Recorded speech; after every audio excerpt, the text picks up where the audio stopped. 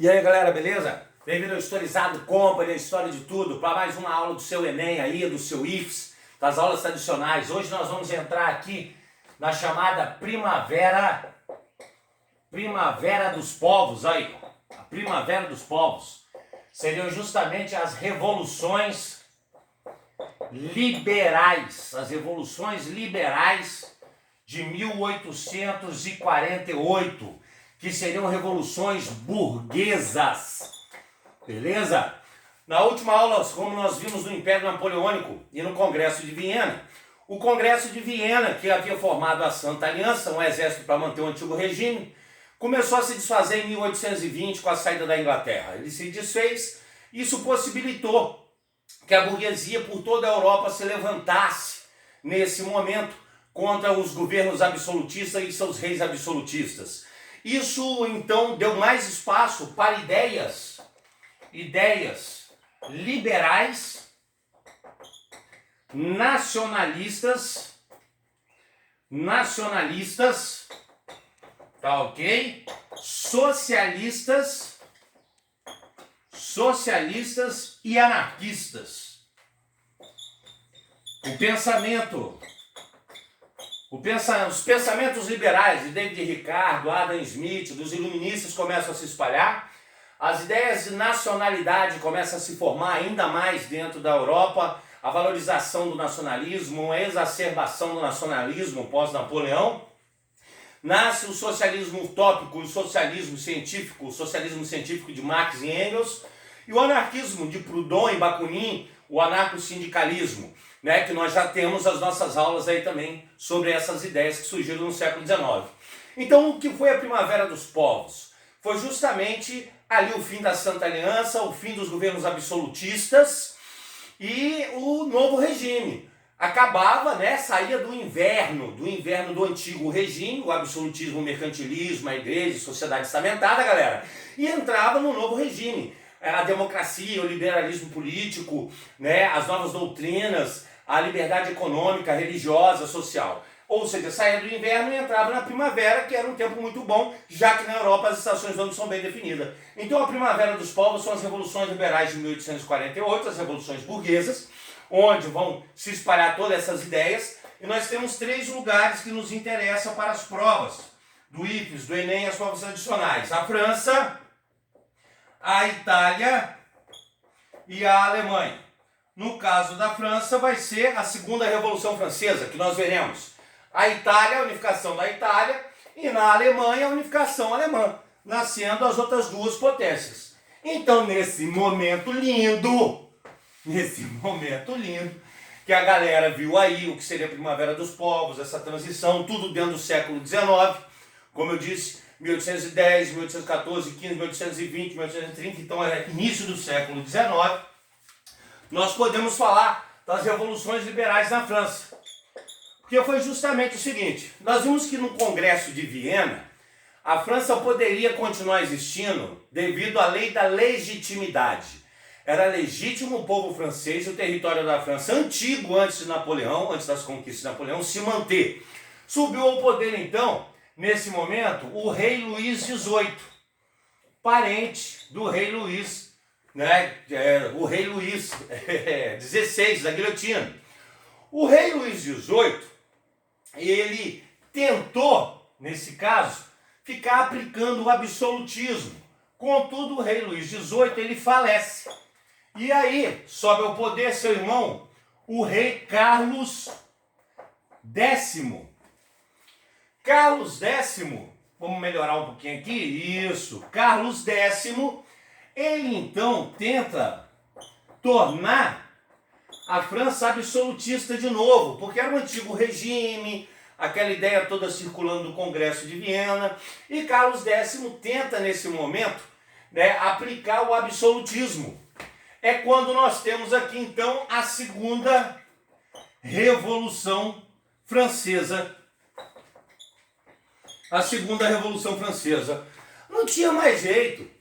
O povo já queria seus direitos, a burguesia industrial já comandava o parlamento, já comandava o governo. Ele vinha com ideias de absolutismo, não teve saída. Nós passamos por uma Segunda Revolução Francesa, e é implantada a Segunda República. A Segunda República Francesa.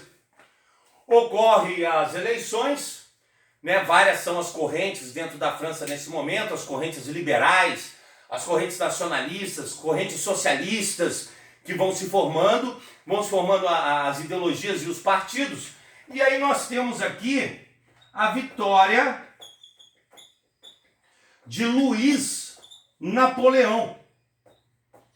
Luiz Napoleão, sobrinho de Napoleão Bonaparte. Ele aproveitou o nome da política, que a família já tinha, aproveitou o nome como um todo, se candidata com tendências liberais burguesas, que era tudo que a burguesia queria, né? E também com uma questão nacionalista. Então o nacionalismo e o liberalismo começam a se espalhar ali na França, e nós temos a vitória do rei Luiz Napoleão. Só que Luiz Napoleão, ele vai se envolver em uma série de questões e tudo mais, né, beligerantes dentro da França, começa com um governo repressor, e aí a Constituição, então, diz a Luiz Napoleão que ele deveria deixar o poder para ter uma nova eleição. É quando a gente tem o golpe de Luiz Napoleão, por volta de 1850, e aí, galera, nesse momento que nós temos o golpe de Luiz Napoleão, a França se torna de novo um império, aí ó, se torna de novo um império, e ele vai se chamar Napoleão III. Ele vai assumir o título de Napoleão III. Olha só, o Império de Napoleão III. Nesse momento, a França volta a ser, né, um império. Claro que Napoleão III já governava com uma tendência bem mais burguesa, mas ele vem centralizar o poder nele. Isso vai se arrastando, e aí em 1870, né, a França perde a guerra franco-prussiana, que inclusive vai dar origem à Alemanha, nós vamos falar dela. Perde a guerra franco-prussiana. E aí Napoleão III, né? Napoleão III é preso na Prússia, nesse momento. Na guerra franco-prussiana, que dará origem à unificação alemã que nós veremos.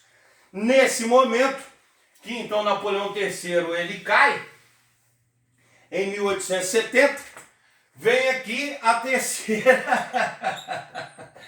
terceira República Francesa, é isso mesmo, a terceira República Francesa, onde o povo volta a votar nesse momento, né? E aí depois vai ter um outro golpe, né, com a quarta República Francesa, e eu posso afirmar a vocês que hoje a França tem a sua quinta república.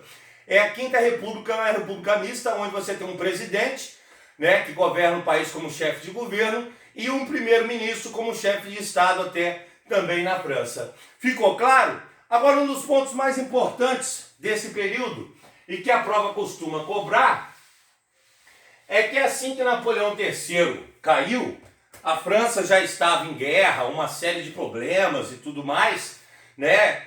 A guerra franco-prussiana havia enfraquecido a França, levantes internos, Napoleão III com essa visão mais, né, de poder centralizado, ocorreu a famosa Comuna de Paris, que muita gente pergunta, né, o que foi? Foi a primeira experiência socialista, já que essas correntes corriam dentro da Europa também, né? Aconteceu na Inglaterra, turma, o que nós chamamos de Primeira Internacional Comunista.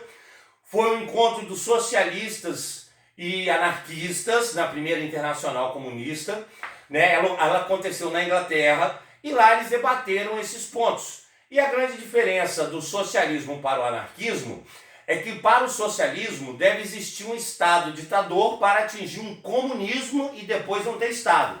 Sairia do capitalismo para o socialismo com o Estado, para aplicar o socialismo, e chegar a um comunismo para acabar com o Estado. Para os anarquistas, tinha que pular do capitalismo direto para o comunismo, não precisava de Estado. Por isso anarquismo é o nome Compreenderam? Nem o Estado do proletariado, nem o Estado socialista. Então, anarquistas e socialistas do século XIX, eles se tornaram inimigos após a primeira Internacional Comunista. Passou um tempo, vai ter a segunda Internacional Comunista, tá ok? E a terceira Internacional Comunista já se dá na União Soviética, em Moscou, com Stalin, que aí já vai seguir as ideias socialistas mais integradas e o anarquismo vai ser pequenos focos, só para vocês entenderem. Mas a primeira experiência socialista do mundo, nós temos, né, tradicionalmente a grande Revolução Russa, como falam, claro, não resta dúvida, mas é a Comuna de Paris, que se dá em 1871, mas ela tem um curto período, né, nesse momento aí. A Comuna de Paris, ela tem um curto período, né, trocando aqui a nossa canetinha, que ó, essa vermelha está muito ruim, né, ela dura de março a maio, ó lá. E aí, o que foi na verdade a Comuna de Paris? Né, azul também não está muito bom, eu preciso encher meus pincéis, nem vermelho, nem peguei os pretos, mas tá bom, vamos lá galera. A Comuna de Paris foi justamente o quê?